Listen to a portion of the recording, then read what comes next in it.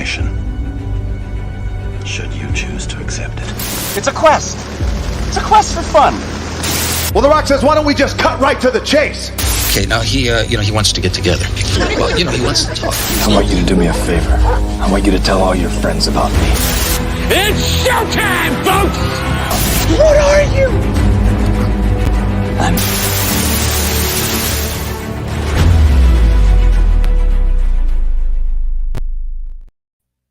Greetings and salutations. Welcome to And I Quote, the weekly show where we introduce you to content creators of all shapes and sizes that join us from any and all corners of the nerd universe. We find out more about them and we take your questions. I am your host, Ryan of Nerd Culture, and our guest this week he's an architect, and he's much better than Art Vandelay at Vandelay Industries. He's also the man in charge of something known as Trekatecture. Please welcome Andrew Kaplan. Andrew, welcome to the program. How are you? Hello, how's it going, man? Long time no see.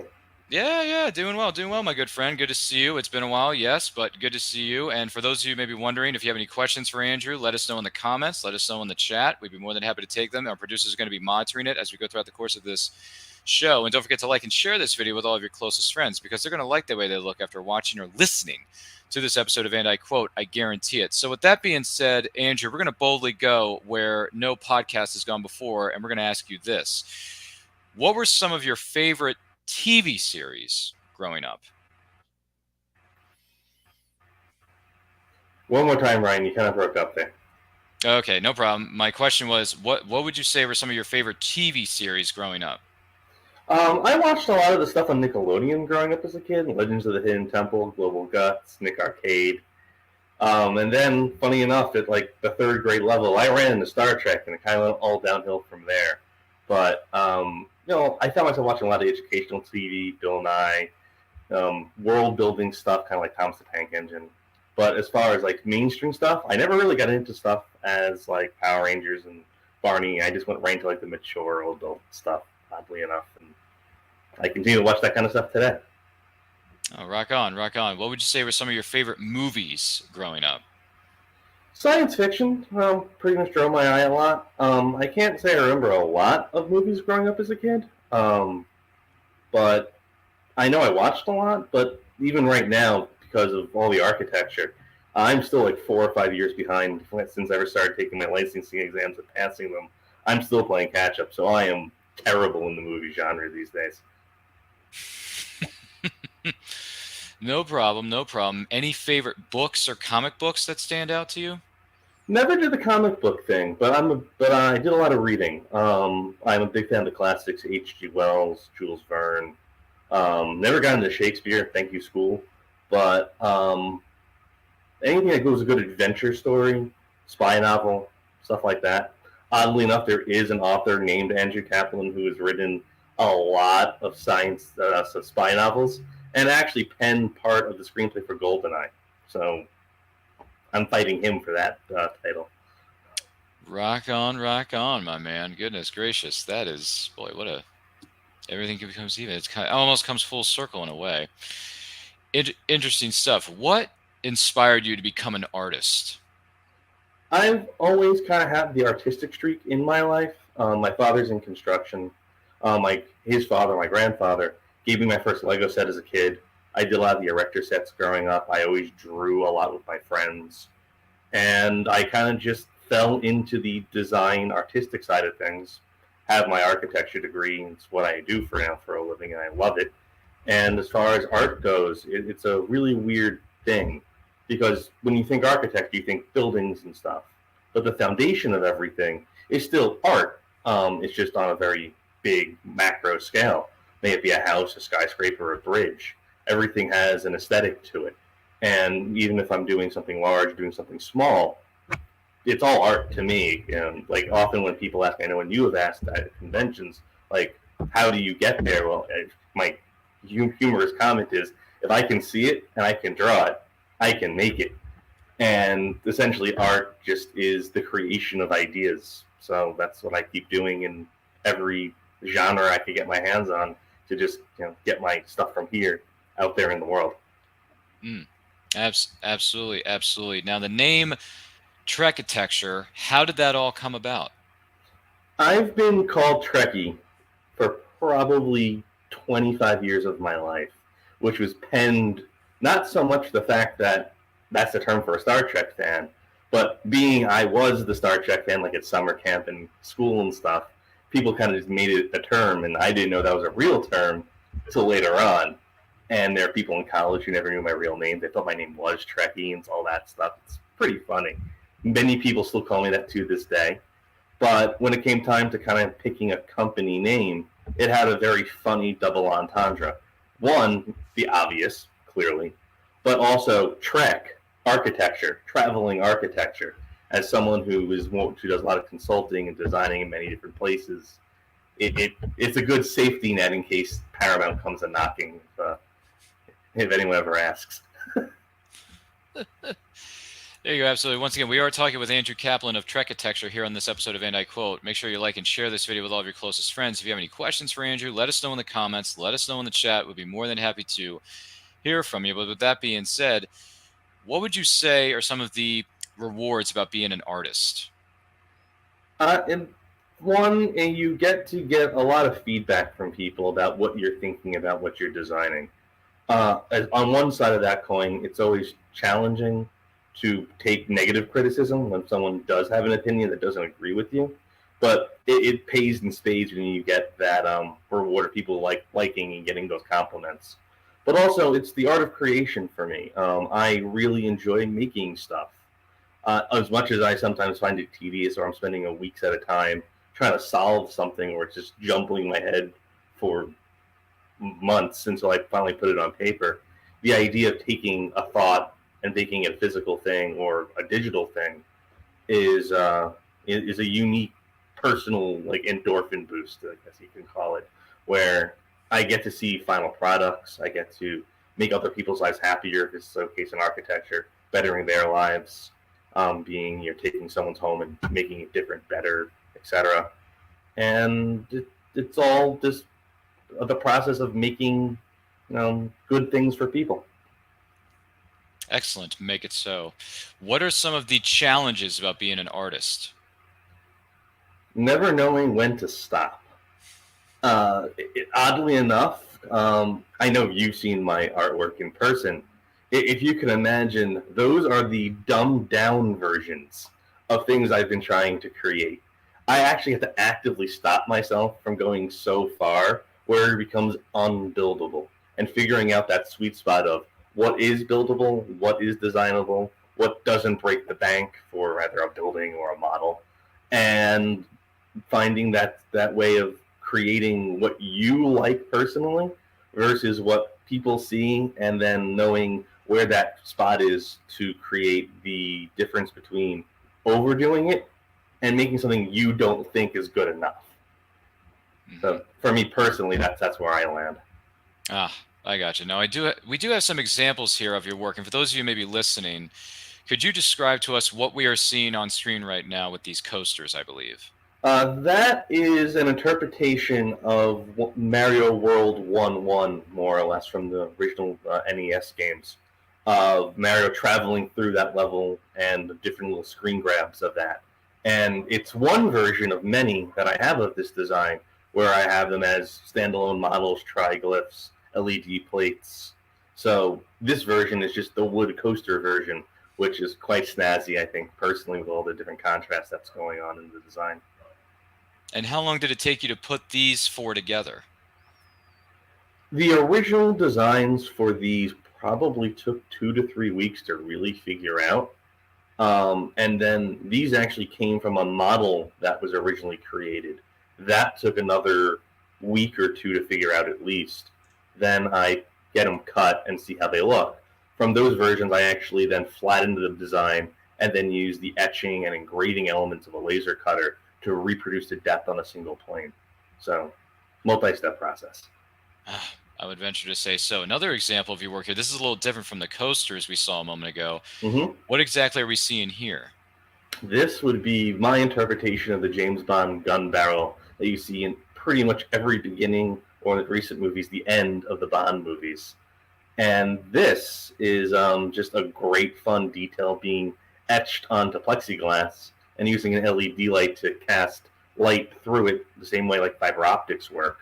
And you get this wonderful brilliance of color void and transparency, which really makes a hell of a nightlight or just a centerpiece for someone's Bond collection. I should know because I have one of these, Mhm. and I'm happy to have it because it's fan flippity flip-tastic. Now, you want to talk something else that occurs with Trekatecture? Take a look at this. My goodness gracious, this is so detailed. What exactly is this, and how long did it take for you to put this particular piece together? Well, this is the Enterprise E from the Next Generation movies. This was actually one of the more challenging models to figure out. We don't get a lot of screen time with the Enterprise E. So I just felt for these particular models, because there's a whole series of them with many of the hero ships, this one, my gut was either designing for the board, which would have been a big, complicated scene, which might not really showcase the ship. But what I decided to do in this case for this design was have the Enterprise E, from an artistic standpoint, fly through the briar patch, which is all the squiggly lines you have on the background. As far as designing it, it thankfully, with the background in architecture, I'm really fortunate to have the ability to translate two-dimensional and three-dimensional images into a drafted design. Because I'll use AutoCAD the same way I use for house design for those. And the process is more straightforward than you think. I draw it two-dimensionally, figure out how each layer stacks, kind of like a topography model, separate them, get them cut that way from my fabricator that I work with, and then glue them all back together. And as long as it looks like the image I have on the computer, because I have a digital version of all of them, I'll know it fits. So thankfully, by the time it reaches a physical model, I'm like 95% sure that I have what I like. The difference only comes down to all the fine details, because that model you're looking at is only 3 inches by 4 inches in size. Mm-hmm. So imagine how tiny those little lasers are etching into that to make that work. That is truly extraordinary. And once again, we are talking with the one and only Andrew Kaplan of Trekatecture here on And I Quote. Don't forget to like and share this video with all of your closest friends. If you have any questions for Andrew, let us know in the comments. Let us know in the chat. Whether you are watching this live or on the replay, thank you so much for being here. We really greatly appreciate it. That being said, another example of your work here, my goodness, you want to talk about Star Trek and James Bond and some of the other franchises that are out there. I mean, you want to talk detail. I mean, look at the detail on this particular design right here. Tell us what we're seeing and how long did it take you to put this piece together? This is young Ahsoka from Clone Wars with Captain Rex in the 501st Division, apparently going to battle with the rest of the Legion. This model has a fun little Easter egg, so I'll let you figure that out, Ryan, maybe, and see if you can see what's going on. But this model actually is one of the more challenging models I had to create for my Star Wars line. Finding Ahsoka as a straight-on shot like this from the show to find out how to draw was a challenge. And also, figuring out how to create a proper background for this scene took some work. So I'm going to ask you a question. What does the background look like to you? Well, I mean, it looks like pyramids or something in the desert, or maybe I'm looking at the Jedi Temple on Coruscant, maybe? I'm not sure. Well, you're close. You got sort of it right, being it's a cityscape. Funny enough, that's a drawing of Kronos from the Klingon homeworld that I just swapped out the logo for. Oh, okay. It happens to be very similar architecturally to many of the Clone Wars cities, and I happen to have drawn this for another design that is yet to be created. And like, I gotta do this, and if people do get the Easter egg, they'll win $1 or something. And the really fun thing is that this whole model is extremely three-dimensional, even though it's on a flat plane. Everything pops. The fighter on top is actually forward of the wood panels. Ahsoka's up in front by herself. And then the Legion's all staggered and all that jazz. But yeah, this model is actually one of the more challenging from that line, simply for figuring out the artistic elements of it more than anything else. My goodness, that is some great work. Very awesome stuff. Incredible. So when it comes to Trekatecture, have you had any special memories or moments from conventions, whether you are there as a vendor or there as an attendee? More from attendees. I've been going to conventions for probably about 10 years now. Mostly New York Comic-Con, Star Trek Las Vegas has been a lot of fun. A few handful of conventions scattered around. Top 3, just to broadly go over them. having Michael Dorn teach me how to use a bat lift properly, because there was no one in line for half an hour, was pretty good. That's pretty awesome. Getting to meet other like-minded individuals who follow Star Trek like I do, because I have a very limited group back here at home personally. But I think the funniest moment that I've gotten stuff Vegas was to be part of Family Feud, and I was told to dumb down my answers because they were too specific. Oh, goodness gracious. Being on you said it was a Star Trek version of Family Feud? Yeah, well, one of Is that what it those was? evening programs. Yeah, Sure. and I was told to literally dumb down my answers. They were being way too specific. If the answer was weapons, it wasn't tricobalt devices or quantum torpedoes. It's weapons. Oh, I Stuff gotcha. like that. I apparently know too much. Gee whiz. No, too much. My goodness. Well, I'll tell you what, that is awesome stuff. Where do you see Trekatecture going in the next 5 years? Don't-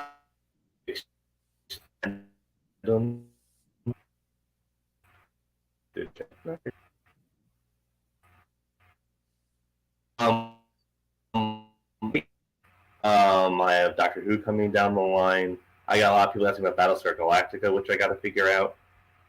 I've expanded actually recently the Star Trek line, but also being that Trekatecture is also an architecture company, I'm getting my feet further and further wet doing work on my own for consulting, designing, sustainable design, modular homes, kind of all the new things that kind of possibly fight climate change from an architectural standpoint for more resilient homes and ways to better protect the homeowner from hurricane, tornado, flood events, etc. Being actually have that background, thankful from Hurricane Sandy 10 years ago. Oh, I gotcha. All right, so some new designs, some certain fandoms coming down the line, and helping others with designs and things like that. That's great. That's a great business plan, great business model. We wish you the best luck with everything moving forward. Now, I do want to let you know that this episode of, and I quote, is indeed powered by our good friends over there at Poddex. Now, Poddex are the hottest new tool for podcasters looking to have more meaningful conversations or simply gamify their podcasts. All you do is you shuffle up. You pick out a card, you ask a question, and you let the content roll. Excuse me. Check them out at poddex.com. Make sure you use the promo code Ryan10. That's Ryan10, RYAN10 for 10% off your order. You're not going to want to miss out on that opportunity. So make sure you check out our good friends over there at poddex.com. With that being said, Andrew, Poddex wants to know, what is the most important thing to carry with you all the time? Probably one of my watches. If I don't wear it, I feel naked. There you go. Simple and to the point. And it tells you the time, so that's even more important. Mm-hmm. I mean, look what happened to Doc Brown. He has 80 to 100 clocks in his home in the first installment of that franchise. Gee whiz, man. Keep track of the time. Name something on your to-do list, Andrew, that never gets done. Sleep.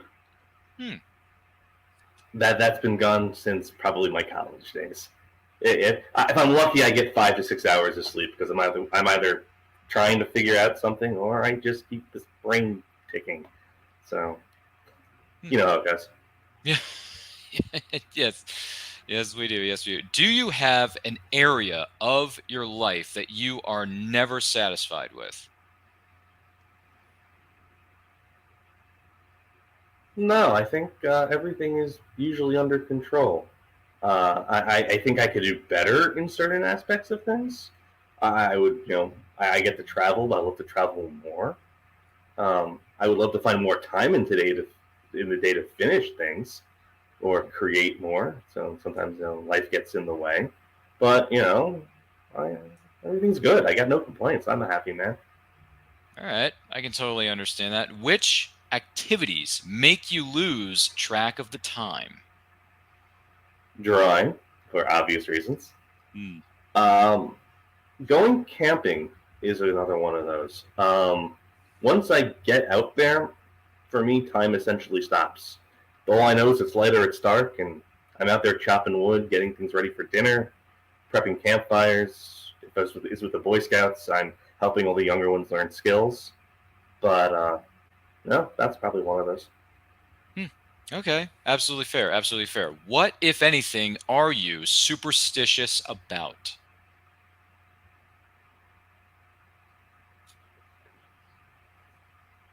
I don't think anything. I mean, no. No, nothing comes to mind. No weird cultural or step on a crack things. No, I think I'm not really superstitious at all. Okay, all right. Bonus question. Hmm. If you could play a part in any movie or TV series, past, present, or future, what would it be? Please make me a red shirt and kill me. Just get me on the screen. I want to be on the sets, man. Okay. All right. I mean, for those of you who may be unfamiliar with this, Star Trek isn't going anywhere anytime soon with all the TV series, I believe there's comic book series and things like that that are being released in the right now or in the future. Don't get me wrong. So in any of those series, you just want to be one of those average red shirts who comes in for 5 seconds and gets killed off in the first scene, maybe the second scene. Anything, as long as I'm there and I get to be part of the whole franchise. You can blow me up. Put me in prosthetic and blow me up. Put me on a green screen and blow me up. I don't care. I want to be in one of those uniforms. That's just it's so cool. That is completely fair. And hey, we hope that happens for you in some way, shape, or form, and we hope the odds are ever in your favor. But that I want to say thank you so much to Andrew Kaplan of Trekatecture for being our guest on this episode of And I Quote. Andrew, thank you so much for being here, my guy. Now, where can the person watching or listening to this follow you on social media and everything that you have coming up? What do you got? You can find me on Instagram, Trekatecture, the same way it's spelled exactly on the screen here. I do have an Etsy page as well. Most of the stuff is up there for legal reasons, let's call it. But you can also see me if you're in the Northeast region at DNI-Con, coming up next month, Trek Long Island, and then also down in Baltimore at Shoreleaf this year. More phenomenal, man. Thank you so much for being here, Andrew. Do greatly appreciate it. I will talk to you in just a moment. My name is Ryan of Nerd Culture. Follow me on Twitter and Instagram at RyanRPM5. Also, check out the links in the description of this video. Make sure you're following myself as well as Andrew on all his forms of social media to check out his work, purchase some of his designs, or see what he's up to next and some of the other shows he's going to be attending or being a part of next. And also, I do want to let you guys know that the next stop on our tour of Comic-Cons this year, we're planning on being at Fan Expo in Philadelphia, Pennsylvania, which is going to be on June 2nd through the 4th, 2023. That's going to be in the city of brotherly love. It's the city that loves you back because it's always sunny in Philadelphia. So we hope to see you there June 2nd through the 4th for Fan Expo out there. And also, I want to let you know we're this close to hitting 1,000 subscribers on our channel. Once we hit 1,000 subscribers, we're going to throw the most electrifying party that Dwayne The Rock Johnson and YouTube have ever seen in their lives. And we're going to have so many people attending. We're going to have some of our returning guests. We're going to do some special giveaways for you, the audience, our fans, because we appreciate you. In the words of DJ Khaled, I appreciate you. So we appreciate you supporting us. So definitely follow us. Don't forget to like, comment, share, subscribe, smash that notification bell so you get notified of when our videos go up. In the meantime, stay healthy, stay strong, stay safe. And one more thing, live long and prosper, and life is better when reading. Take a look. Famous Faces and Funnies in Melbourne, Florida is leading the way in pop culture fun. From comic books and graphic novels to Funko Pops and collector's items, Famous Faces and Funnies has it all. Rick Shea and the professional team at Famous Faces and Funnies are friendly and knowledgeable. Whether you're looking for toys, props, collector treasures, or a new comic book, Famous Faces and Funnies is your one-stop shop. To find Famous Faces and Funnies on Facebook and Twitter, just type at FFF Comics.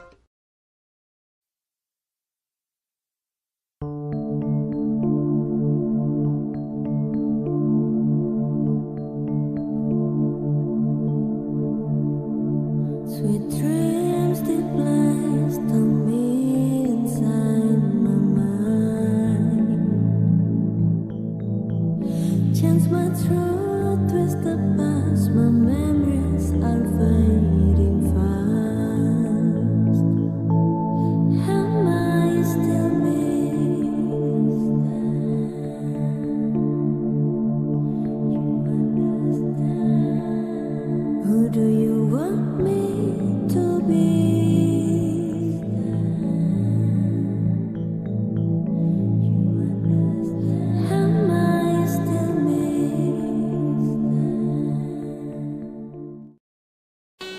In the summer of 1953, private investigator Will Lucky Marks was working as the in-house private eye for Arcane Pacific Pictures. Trapped inside the studio with the killer, Lucky must find the killer before time runs out.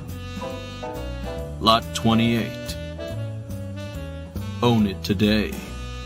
Available iTunes and Amazon.com.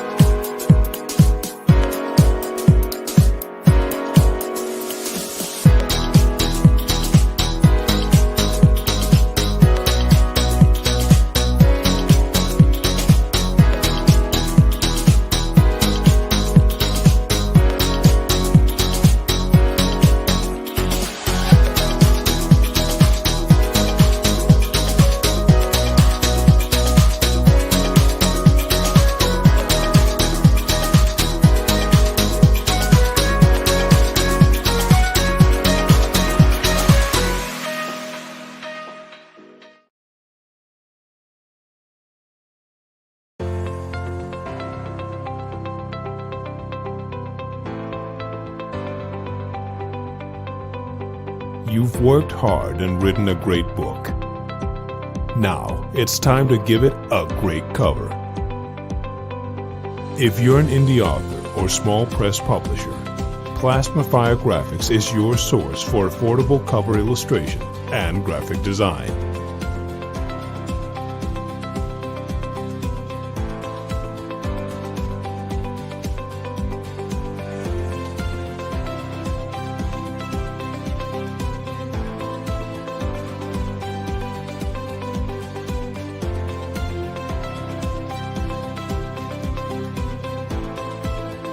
Plasmafire Graphics, when the look of your book matters to you.